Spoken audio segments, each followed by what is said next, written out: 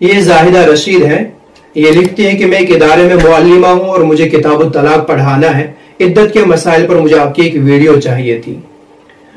जी, इद्दत के मसाइल पर मुझे वैसे भी वीडियो बनानी थी, आपने कह दिया तो और भी ज्यादा अच्छा। दो तरह की औरतें हैं जिन्हें इद्दत गुजारनी पड़ती है, एक वो जिससे तलाक हो जाए और एक वो जिसका शौहर मर जाए। जिससे तलाक हो जाए, पहले हम इसी को लेते हैं। तो जिससे तलाक हो जाए इसको दो हिस्सों में तकसीम करें कि तलाक हुई है और हमल नहीं है, तलाक हुई है और हमल है। अब जिससे तलाक हुई है और हमल नहीं है, इसका अगला सेटअप ये होगा कि इसे हैज आता है या नहीं आता है। अगर तलाक हुई है, हमल नहीं है, इससे हैज आता है तो इसकी इद्दत सीधे से पूरे 3 हैज होंगे। हमारे यहाँ मैंने देखा अक्सर शरीफ बोर्ड में जब किसी की तलाक हो जाती है तो उसके वरसा फौरन कह देते हैं कि जी इद्दत छनस रह दा दो। तो ये 3 महीना 10 दिन कोई चीज नहीं है। जिसे हैज आता है उसकी इद्दत पूरे 3 हैज है। अब किसी के लिए ये मुद्दत तो 2.5 महीनों में पूरी हो सकती है, किसी के लिए 3 महीने में, किसी के लिए 4, 5, 6 और किसी को इससे भी ज्यादा में खत्म हो सकती है। ये फर्क इसलिए होता है कि हैज ज्यादा से ज्यादा 10 दिन और कम से कम 3 दिन आता है। अब किसी की आदत 3 दिन की है, किसी की आदत 10 दिन की और किसी की 4, 5, 6, इस एतबार से भी फर्क होता है।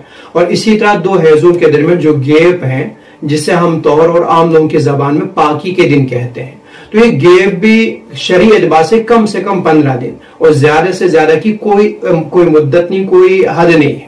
इसका मतलब ये होगा किसी औरत को 2 हैजों के दरमियान की गैप वो 15 ही दिन होगी और किसी को 20 दिन, किसी को महीना, किसी को 2 महीना, किसी को 7, 5, 6, 8 महीना हो या इससे भी ज्यादा। तो इस एतबार से फर्क रहेगा, किसी की इद्दत जल्दी खत्म होगी और किसी के 3 हैज की मुद्दत देर से भी खत्म हो सकती है।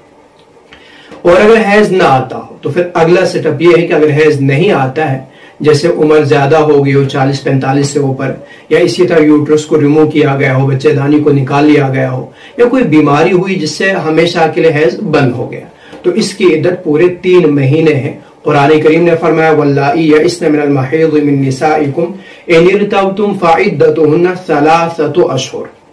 ये था कि तलाक हुई है और हमल नहीं है, और अगर तलाक हुई हो और साथ साथ में वो हामिला भी हो तो उसकी इद्दत वज़े हमल है, यानी बच्चा जनना है। अब जब भी वो बच्चा जनेगी देर सवेर तो बच्चा जनते ही उसकी इद्दत पूरी हो जाएगी। यहाँ पे आप 2 मिसालें समझ लीजिए।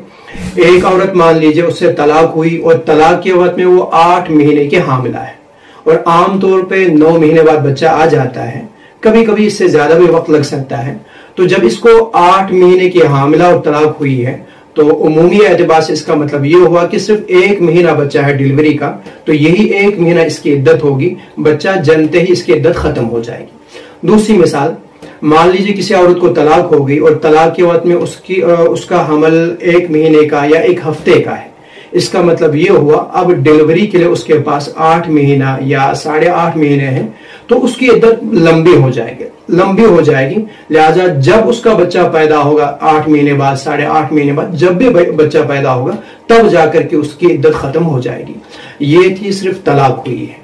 अब आ जाइए जिसका शौहर मरा हो, इसको भी हम 2 हिस्सों में तकसीम करेंगे। शौहर मरा है और हमल नहीं है। शौहर मरा है और हमल है।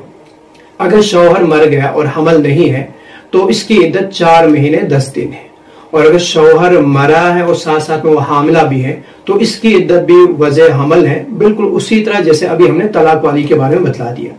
यानी इसकी भी जैसे ही इसका बच्चा पैदा होगा, बच्चा पैदा होते ही जब भी होगा वो देर से, जितनी जल्दी जितनी देर से, इसकी इद्दत उसी एतबार से खत्म हो जाएगी। यहाँ पर भी एक मिसाल समझ लीजिए। मान लीजिए एक औरत 9 महीने की हामिला है और उसका शौहर मर जाए, अल्लाह कभी वैसा ना करे किसी के साथ, तो मान लीजिए उसका शौहर मर जाए और अभी शौहर उसका कफन दफन ही चल रहा है और यहाँ से बच्चा पैदा हो जाए, तो बच्चा पैदा होते ही चाहे जितनी जल्दी हुआ ये उसकी इद्दत खत्म हो जाएगी। ये अहनाफ अक्सर जमहूर उम्मत का और अक्सर अहले इल्म का मसलक है। एक आध राय इसके बरखिलाफ वो अबदुल अजलैन की भी मिलती, उसको छोड़ दीजिए। अब देखिए, ये जो मैंने कह दिया कि बच्चा जनते ही उसकी इद्दत पूरी हो जाएगी, तो बच्चा जनना किससे कहेंगे? क्योंकि अगर वो 9 महीना या 9 महीने से ज्यादा पे आ जाता तो बराबर होता है, लेकिन कभी ऐसा भी हो जाता है कि बच्चा उससे पहले आ जाता है, जिससे हम कहते हैं बच्चा गिरना। या कभी वो उससे ऑपरेट करके उससे निकाला जाता है, या इसी तरह कभी वो अबॉर्शन हो जाता है। तो अगर बच्चा इतना बाहर आ जाए, इतना बन करके बाहर आ जाए कि उसमें इंसानी शेप आ चुकी हो, तो फिर उसे वज़े हमल कहा जाएगा, उससे उसकी इद्दत पूरी हो जाएगी। अब इद्दत के दरमियान क्या कर सकते हैं और क्या नहीं कर सकते हैं, तो याद रखें इद्दत के अंदर दो चीजें बहुत ही जरूरी है, बाकी चीजें उतनी ज्यादा अहम नहीं है। तो दो चीजों को खास तौर पे याद रखा जाए। पहली चीज, जितनी भी वो ज़ेबो ज़ीनत की, सजने संवरने की चीजें हैं, उन्हें छोड़ना जरूरी है। चाहे उसका ताल्लुक लिबास से हो, जैसे उस तरह का लिबास जो आप खुशी के मौके पे पहनते हैं, शादी के मौके पे पहनते हैं, ईदैन के मौके पे, या इसी तरह मेहमान जाना हो, उस तरह का जो लिबास उन मौकों पे पहना जाता है, यहाँ उस तरह का लिबास नहीं पहना जाएगा, वो सिंपल सा लिबास लगा लिया जाए। इसी तरह सजने संवरने के लिए वो जेवरात है, चूड़ियां, कंगन है, ये जो चीजें की जाती है सजने संवरने की, इन्हें भी छोड़ना पड़ेगा। इसी तरह सजने संवरने के लिए लड़कियां जो क्रीम है, लिपस्टिक है, या आईब्रोज बनाती हैं, कुछ लड़कियां तो अपनी मूछें भी निकाल देती हैं, या मूछों को जिससे हम कहते हैं ब्लीच कर देती हैं। तो चूंकि ये सारी चीजें भी जीनत से ताल्लुक रखती हैं, तो सादा सी सूरत बनानी होगी। वैसे सादा सी सूरत बनाने के लिए कुछ करना नहीं पड़ता है, मेकअप छोड़ दीजिए, खुद ही वो सादा सी सूरत बन जाती है। तो सादा सी सूरत रखनी होगी, ज़ेब ज़ीनत को बिल्कुल छोड़ना होगा। ये थी पहली चीज। और दूसरी चीज है, बिना शदीद जरूरत के घर से बाहर नहीं जाया जा सकता है। शदीद जरूरत यानी जिसके सिवा जिंदगी गुजारी ना जा सकती हो, जिंदगी बड़े खतरे में आ सकती हो, तो इससे हम कहेंगे शदीद जरूरत। इसका मतलब हो शॉपिंग के लिए, शादी को अटेंड करने के लिए, रिश्तेदारों से मिलने के लिए, बल्कि किसी बीमार की वो इयादत या किसी की ताज़ियत के लिए भी नहीं जाया जा सकता है, चाहे वो अपने कितने ही करीबी रिश्तेदार क्यों ना हो।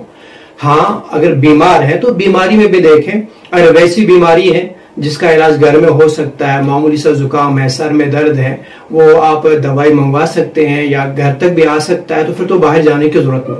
लेकिन अगर वैसा दर्द ना हो बल्कि जरूरी हो बाहर जाना, तो फिर डॉक्टर तक जाया जा सकता है। तो वह इंतहाई जो मजबूरी दर्जे की जरूरत होगी, उसके लिए घर से बाहर जाया जा सकता है। वो भी जितनी देर तक मजबूरी है, बस उतनी देर तक, जितना जल्दी मुमकिन उतना जल्दी वापस आया जाए।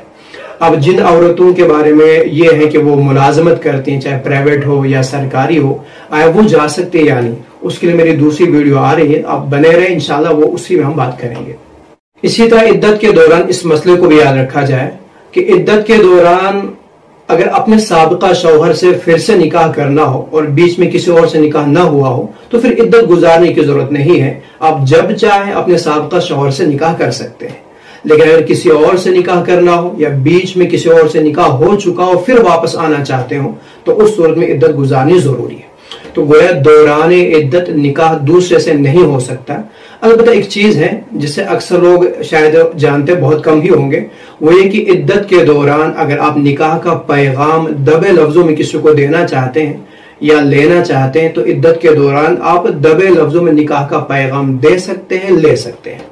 दबे लफ्जों का मतलब ये होगा कि साफत में तो आप उससे निकाह का पैगाम ना भेजें, लेकिन आप गोल मोल अल्फाज का इस्तेमाल करें। फुक़हाए किराम ने उसकी कुछ मिसालें बता दी हैं, जैसे ये कि आप बहुत खूबसूरत हो, या ये कहा जाए कि आप मुझे बहुत पसंद है, या ये कहा जाए कि जिसने आपको छोड़ा वो तो बड़ा दीवाना है, आप जैसी लड़की को कोई छोड़ कैसे सकता है, या ये कि मेरी भी बड़ी ख्वाहिश थी कि मुझे आप ही जैसी बीवी मिल जाए। तो इस तरह की चीजें कही जा सकती है। अगर लड़के को ये लगता हो कि अगर इद्दत के दौरान खत्म होने का मुझे पता नहीं चलेगा, हो सकता है इसका किसी और से निकाह हो जाए और मैं इसको खोना नहीं चाहता हूँ, तो इस तरह से अगर कोई लड़का चाहता हो इससे निकाह का पैगाम देना, तो दबे लफ्जों में निकाह का पैगाम दिया जा सकता है। कुरान करीम में है, वला जुनाह अलैकुम फीमा अर्रफ्तुम बिही मिन खितबतिन निसा।